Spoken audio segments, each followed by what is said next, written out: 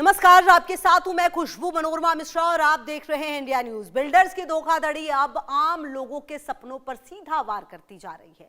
घर खरीदने का सपना दिखाकर लाखों रुपए लेने के बाद प्रोजेक्ट्स को अधूरा छोड़ देना, तय समय पर प्रेजेंटेशन ना देना और बार बार डेडलाइन बढ़ाना, ये समस्याएं लगातार बढ़ रही है। कई मामलों में बिल्डर्स नक्शे और वादों से अलग निर्माण करते हैं, जिससे खरीदारों को कानूनी लड़ाई लड़नी पड़ती है। सबसे बड़ी बात यह है कि आम आदमी अपने जीवन भर की कमाई और लोन लेकर घर खरीदता है, लेकिन उसे ना घर मिलता है ना पैसा वापस। सरकार और रेगुलेटरी संस्थाओं की सख्ती के बावजूद कई बिल्डर्स नियमों को दरकिनार कर रहे हैं। सवाल यह है कि कब तक खरीदार ठगा जाएगा और कब तक धोखाधड़ी पर पूरी तरह लगाम लगेगी। क्या सख्त कार्रवाई से बिल्डर्स की मनमानी रुकेगी या फिर आम लोगों के सपने यूं ही टूटते रहेंगे? इसी मुद्दे पर आज धोखेबाज बिल्डर्स का करेंगे पर्दाफाश।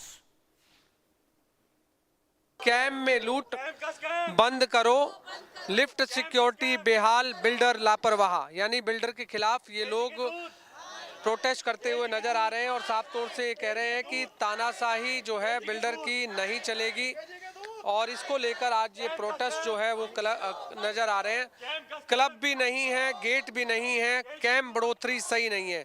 यानी जो कैम को लेकर जो चार्जेस लिया जा रहा है वो सही नहीं है, ऐसा यहाँ के निवासी कह रहे हैं। जो कॉमन एरिया जो मेंटेनेंस लिया जाता है, बताया जा रहा है कि 3 रुपये पहले कॉमन एरिया मेंटेनेंस के नाम पर सोसाइटी निवासियों से 3 रुपये पर स्क्वायर फीट के हिसाब से लिया जाता था, लेकिन अब वो बढ़ा दिया गया है, जो कि 4.25 रुपये कर दिया गया है। और आज ये केजी के दूध बिल्डर के खिलाफ तमाम जो रेजिडेंट्स हैं वो प्रोटेस्ट करते हुए नजर आ रहे हैं। हमारे साथ कुछ महिलाएं हैं।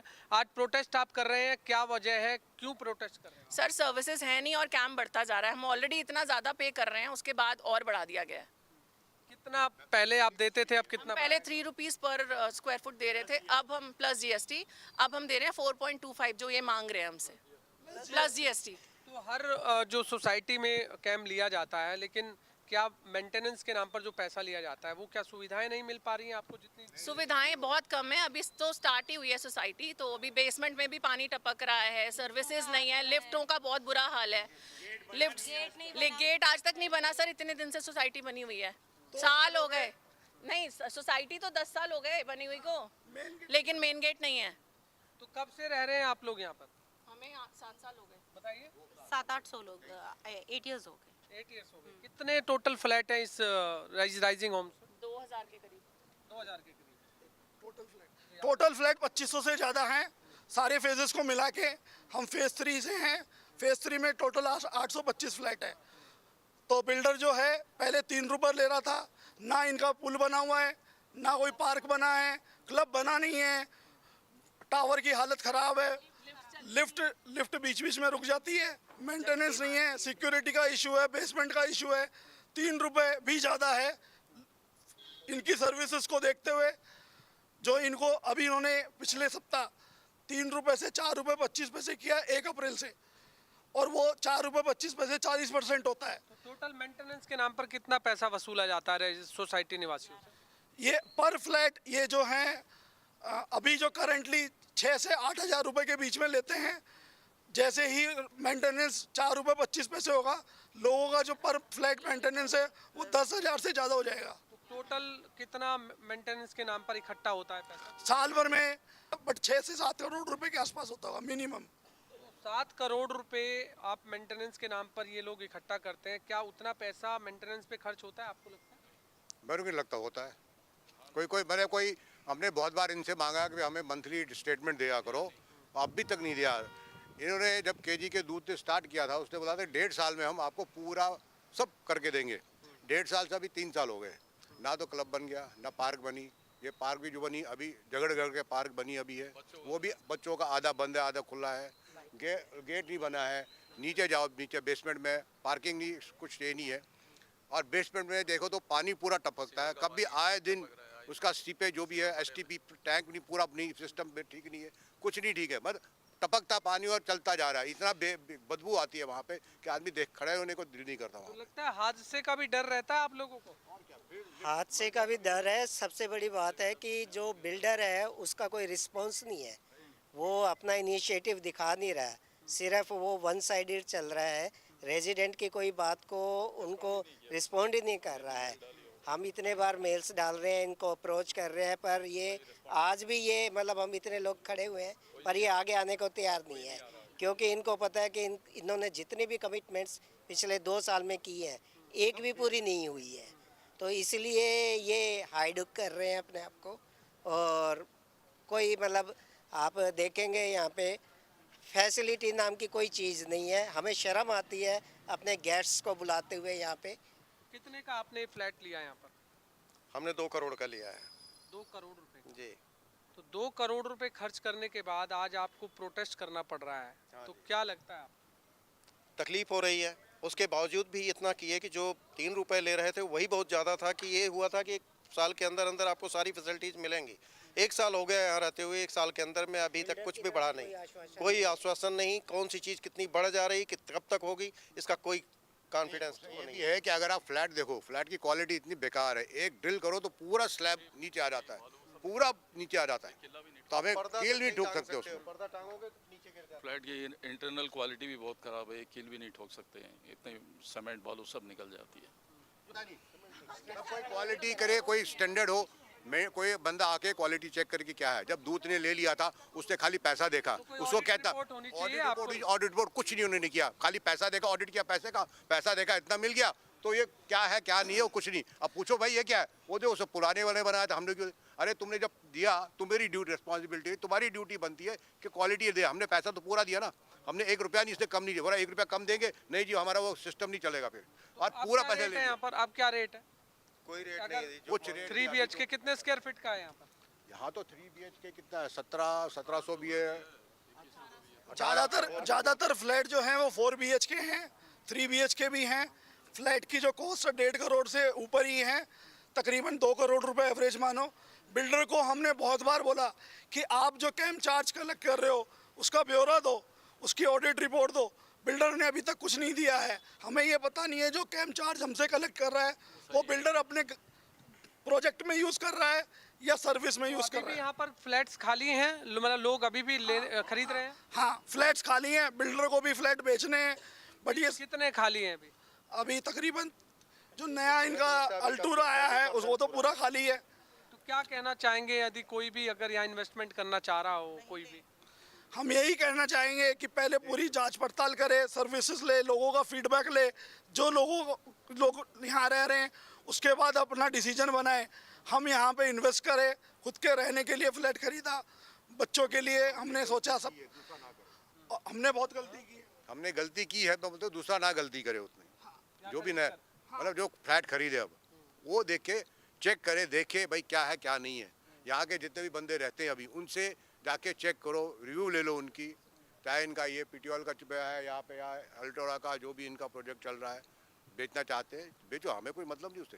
बंदे को जिसको लेना है वो ले ले, बट वो देखे क्वालिटी क्या है, स्टैंडर्ड क्या है। बिल्कुल, ये केजी के दूध बिल्डर के खिलाफ तमाम जो रेजिडेंट्स हैं वो प्रोटेस्ट करते हुए नजर आ रहे हैं और साफ तौर से कह रहे हैं कि जो कैंप का सर्विस चार्ज बढ़ाया है वो गलत बढ़ाया है, नहीं बढ़ना चाहिए था, क्योंकि जो 3 रुपये पर स्क्वायर फीट के हिसाब से अभी चार्ज लिया जा रहा है उसी में जो मेंटेनेंस उनको मिलनी चाहिए थी वो नहीं मिल पा रही हैं। लिफ्ट ख़राब हैं, बेसमेंट से पानी बह रहा है, ऐसी समस्याएं जो है वो यहाँ पर रेजिडेंट्स रखते हुए नज़र आ रहे हैं। और भी हमारे साथ लोग हैं, आप भी बताइए कि टोटल अगर बात करें कितने फ्लैट है और कितने रेजिडेंट्स यहाँ पर परेशान है इस तमाम समस्याओं को लेकर? सारे लोग परेशान हैं। हमारा मेन मुद्दा यही है कि जो अभी कैंप चार्जेस लिए जा रहे हैं उसके ऊपर बढ़ोतरी बिल्कुल जस्टिफाइड नहीं है। जो सर्विसेज मिल रहे हैं उसके हिसाब से it is not justified. Even आप बाजू में भी सोसाइटीज़ भी देख ले, बड़े सोसाइटीज़ हैं, तो even we are being overcharge. यही हमारा व्यू है। तो अभी आज तो प्रोटेस्ट किया आपने, अगला स्टेप क्या होगा आपका? अगला स्टेप तो यही है कि दोबारा से लीगली जाएंगे हम लोग, क्योंकि जैसे इन्होंने बताया कि भी जो जस्टिफाइबल होना चाहिए, जो सर्विसेज प्रोवाइड कर रहे हैं उस हिसाब से जो भी इनका बनता है वो लो, क्योंकि बगैर कैंप तो सोसाइटी नहीं रन होगी। पर इतना नहीं हो सकता कि कोई सर्विसेज नहीं है और पैसे ज़्यादा। तो ये अल्टूरा पीछे हम देख रहे हैं कि काफ़ी अच्छा नहीं, ये पीछे जो मैं देख रहा हूँ बोर्ड, तो इस तरीके के सपने दिखाए जाते हैं। हाँ हाँ, यही तो आए थे, यही देख के तो लिया है यहाँ पे, और यही एक्सपेक्टेशन थी जब बिल्डर आया था, जिन्होंने केजीके ने ये हैंडओवर लिया। एक्सपेक्टेशन भी यही थी कि भी वो अपनी सारी सर्विसेज कंप्लीट करके और हैंडओवर करेंगे। बट अभी ये जो सबसे जो बड़ी समस्या है वो कैंप की है, जो अभी इन्होंने अननेसेसरी ये जो बढ़ाने का इन्होंने बात की है, वो 3 रुपये भी यहाँ पे मतलब देना वाजिब नहीं है, क्योंकि वो भी जस्टिफाइबल नहीं है। जब आपका बेसमेंट भरता है पूरा का पूरा, आपका जब रेनी सीजन में तो यहाँ पे घुटनों तक पानी खड़ा हो जाता है। पार्क नहीं है? पार्क तो यहाँ पे अभी तो अंडर कंस्ट्रक्शन ही है, वो तो अभी हुआ ही नहीं है। वो टोटल कितने फ्लैट होंगे इस पूरे राइजिंग होम्स में फेज़ 3 की बात करें तो 850 से ज़्यादा फ्लैट हैं यहाँ पे। तो आज जो प्रोटेस्ट है वो 850 रेजिडेंट्स ने किया है? हाँ, उन्होंने किया है ये। और अब ऐसे में बिल्डर जो यहाँ पर कैंप का जो चार्जेस वसूलता है वो भी पूरी सुविधाएं उस पैसे से भी नहीं दे पाता है जो 3 रुपये पर स्क्वायर फीट के हिसाब से इस समय चार्ज लिया जाता है। तो इस समय केजी के दूत बिल्डर के खिलाफ तमाम जो रेजिडेंट्स हैं उन्होंने आज प्रोटेस्ट किया है।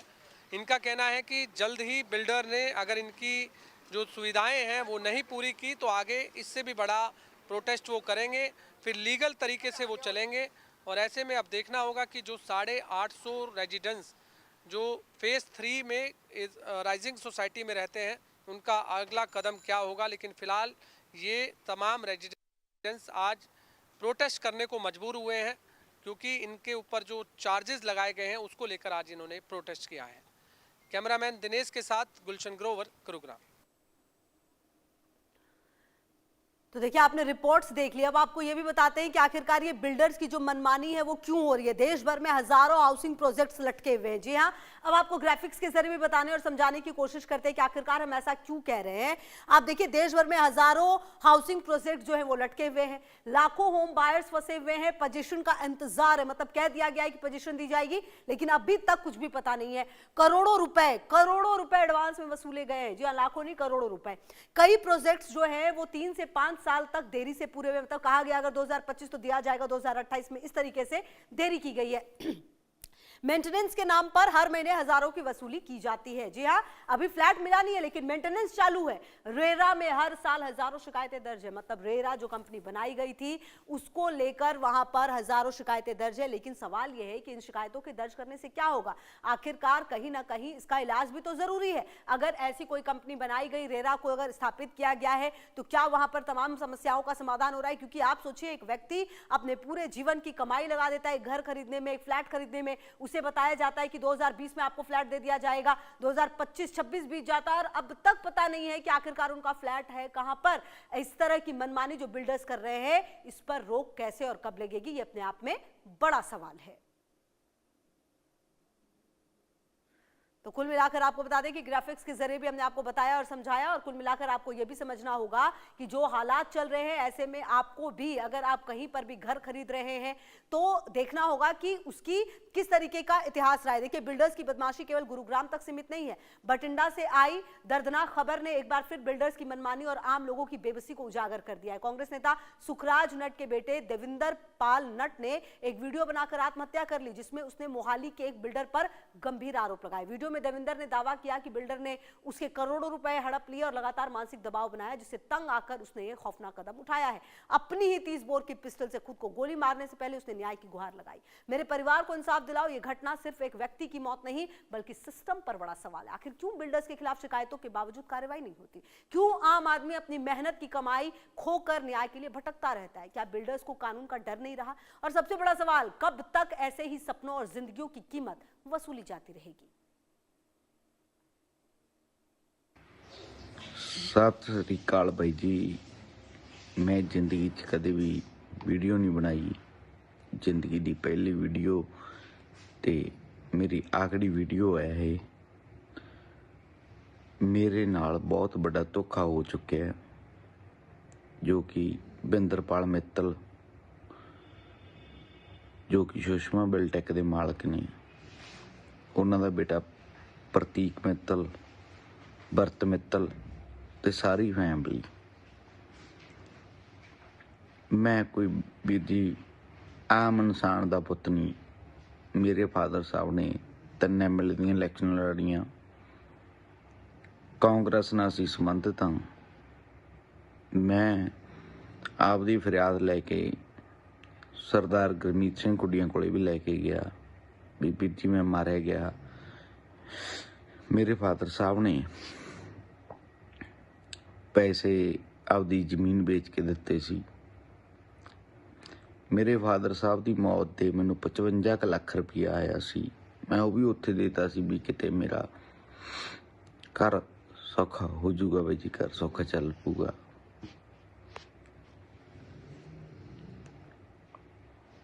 ਬਾਈ ਜੀ ਚਾਰੇ ਪਾਸੇ ਧੋਖਾ ਹੋ ਗਿਆ। ਸਮਾਂ ਸਮਰਥ ਹੁੰਦਾ ਹੈ ਜੀ। ਮੈਂ ਅੱਜ ਆਪਣੀ ਜੀਵਨ ਲੀਲਾ ਸਮਾਪਤ ਕਰ ਰਹੇ ਹਾਂ। ਕੱਲ ਰਾਤ ਸਾਨੂੰ ਇੱਕ ਇਨਫੋਰਮੇਸ਼ਨ ਮਿਲੀ ਸੀ ਕਿ ਇੱਕ ਦਵਿੰਦਰਪਾਲ ਸਿੰਘ ਪੁੱਤਰ ਸੁਖਰਾਜ ਸਿੰਘ ਜੋ ਕਿ ਬੇਸਿਕਲੀ ਨੱਤ ਪਿੰਡ ਦੇ ਰਹਿਣ ਵਾਲੇ ਸੀਗੇ ਤੇ ਹੁਣ ਇੱਥੇ ਗਣਪਤੀ ਇਨਕਲੇਵ ਬਠਿੰਡਾ ਦੇ ਵਿੱਚ ਰਹਿ ਰਹੇ ਸੀਗੇ, ਜਿਨ੍ਹਾਂ ਨੇ ਆਪਣੇ ਲਾਇਸੈਂਸੀ ਵੈਪਨ ਦੇ ਨਾਲ ਗੋਲੀ ਮਾਰ ਕੇ ਜਿਹੜੀ ਸੀ ਖੁਦਕੁਸ਼ੀ ਕਰ ਲਈ।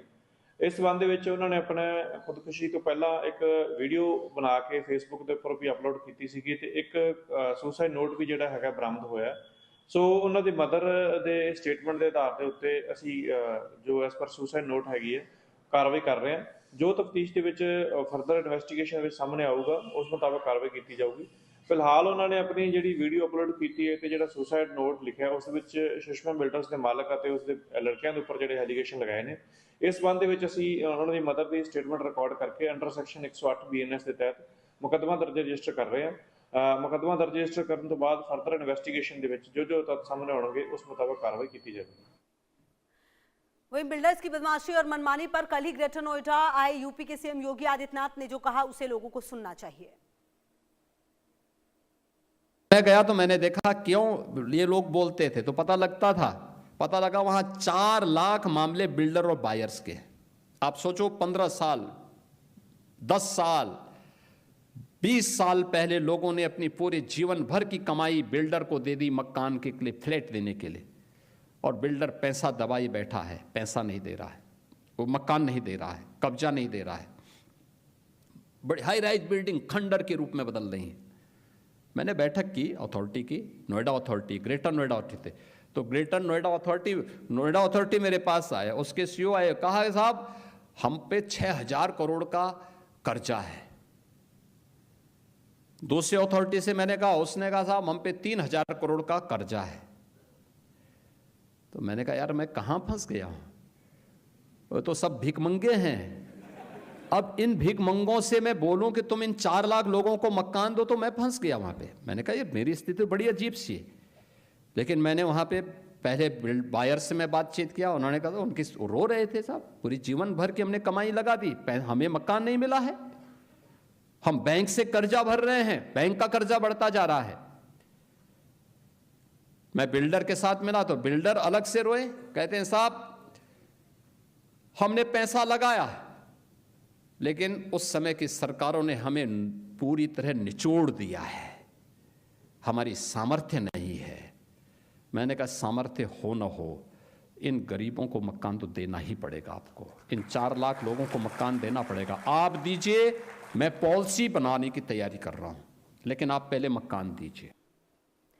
और रियल एस्टेट रेगुलेटर यानी रेरा क्या है ये भी अब आपको बता देते हैं हम। जी हाँ, ग्राफिक्स के जरिए आपको बताने और समझाने की कोशिश करते हैं कि आखिरकार ये रेरा है क्या, जिस पर इतना ज्यादा भरोसा दिया जाता है। रेगुलेशन एंड डेवलपमेंट एक्ट 2016 के तहत ये बना था और आपको बता दें होम बायर्स के अधिकारों की सुरक्षा के लिए ये कानून बनाता है। आपको बताएं हर प्रोजेक्ट का रजिस्ट्रेशन अनिवार्य करता है ये कि हर प्रोजेक्ट का रजिस्ट्रेशन हो, समय पर पोजीशन देना और बिल्डर की जिम्मेदारी तय करता है। मतलब एक तरह से आप समझिए ये एक ब्रिज है, जो बिल्डर्स हैं और जो बायर हैं। फंड का दुरुपयोग रोकने के लिए अलग अकाउंट जरूरी है, शिकायतों के लिए फास्ट ट्रैक सिस्टम लाया गया, लेकिन इसके बाद भी आपको बता दें कि लाने के बाद भी जो परिस्थितियां थी वो सुधरी नहीं है।